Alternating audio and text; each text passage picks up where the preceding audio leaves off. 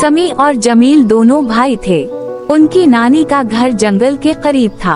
वो हर साल छुट्टियों में नानी अम्मा के घर 1 माह गुजारने आते थे। अरे जमील भाई, वैसे भी छुट्टियां हैं, चलो नानी अम्मा के घर चलते हैं।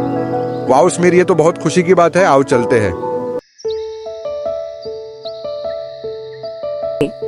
नानी अम्मा इन्हें देखकर बेहद खुश होती, मगर वो जब वक्त बेवक्त घर से बाहर निकल जाते तो नानी अम्मा बेहद परेशान हो जाती थीं। ओरे बेटों, हमारे घर के सामने जंगल बहुत खतरनाक है।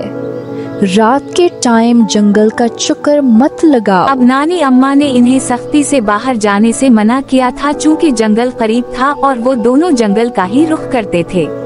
नानी अम्मा को ये डर लगा रहता कि कहीं कोई जंगली जानवर बच्चों को कोई नुकसान न पहुंचा दे, लेकिन समी और जमील ने नानी अम्मा की बात को कोई अहमियत न दी और शाम के वक्त चुपके से निकलकर जंगल में जा पहुंचे। आज तूफान चल रही थी। वो दोनों खतरे से बेखबर बातें करते हुए जंगल को पहुंच गए।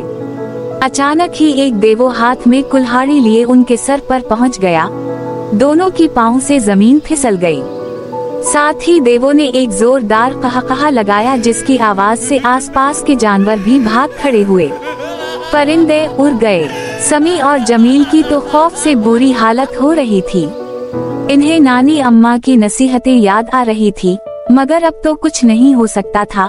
इन्हें नाफरमानी की सजा मिलनी थी। नानी अम्मा पड़ोस के लड़के के साथ लालटेन लिए जंगल में दोनों को तलाश कर रही थीं और आवाज लगाई, समी, जमील, कहाँ हो तुम दोनों?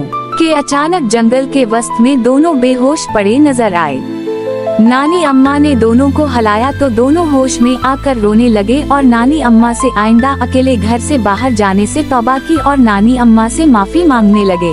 नानी अम्मा, हमें माफ कर दे, हमने बहुत बड़ी गलती की है। हम आइंदा ऐसा गलती नहीं करेंगे। उनकी हालत देखकर नानी अम्मा ने भी दोनों को मुआफ कर दिया और घर रवाना हो गए।